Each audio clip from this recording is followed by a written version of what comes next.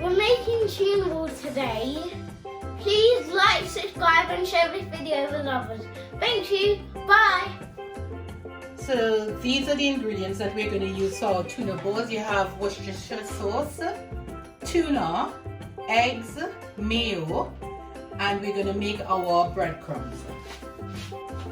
To make breadcrumbs, we're using our bread that we've had in the bread pan. So it doesn't have to be fresh bread.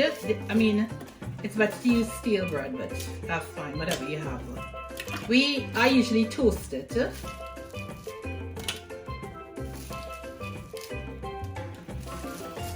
Now we're just blitzing the bread that we put in, and make sure it's blitzed and make sure you get a nice crumbly effect, yeah? So I need to blitz that a little bit more. So this is basically what you want to get. It's all blitzed properly and yeah, it's breadcrumbs. So now we're adding our drained tuna to a large bowl where we'll be mixing it.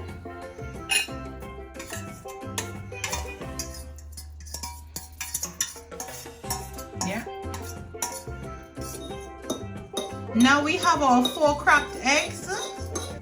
So now we're whisking our eggs. Just with a fork. You don't need to do it with a whisk. Just do it with a fork.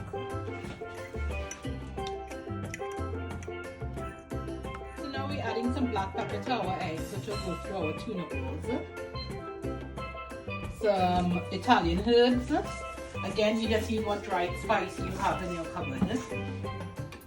So at this point, you add your black pepper, your dried seasoning. You can add a bit of all-purpose if you want.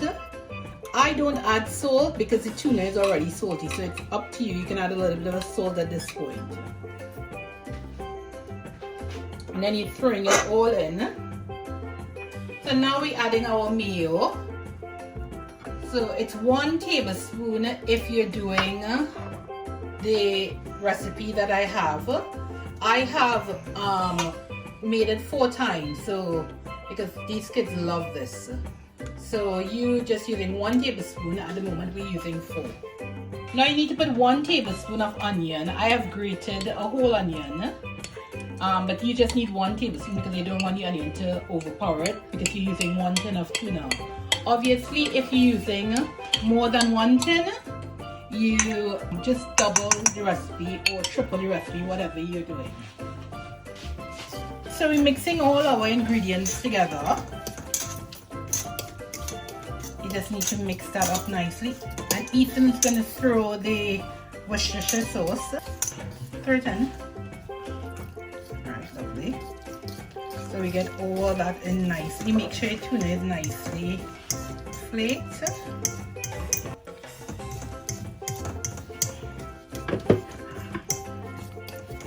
So now we're adding our breadcrumbs. So to your recipe, you're gonna add half a cup. Because I'm making mine 4 times, I'm gonna add 2 cups. So 1.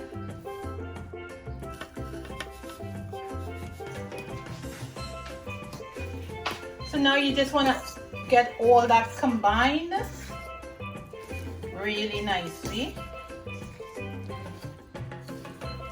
So it's all nicely mixed now.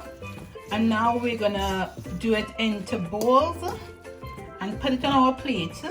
And then we're going to fry it. So as you can see, Ethan's doing the balls. You just need nice firm balls, and now you're just putting it together because you just need to roll the balls nicely, yeah? So now your tuna balls are ready to fry. We've rolled it all out. That's just the easiest way to do it, and now we're going to fry it. So now we're going to add our oil to our pan, and then you're going to add your balls to your oil.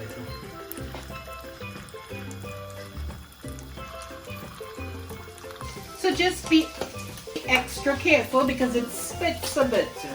So if you put them in, just stand back for a minute.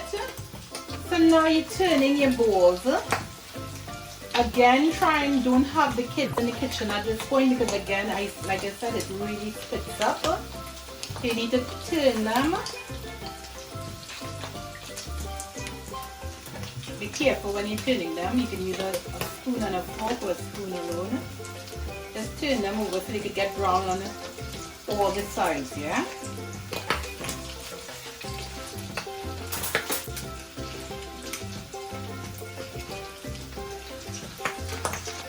So now these tuna balls are all cooked, so I'm going to remove them and place them on paper, kitchen paper, so that this just drains.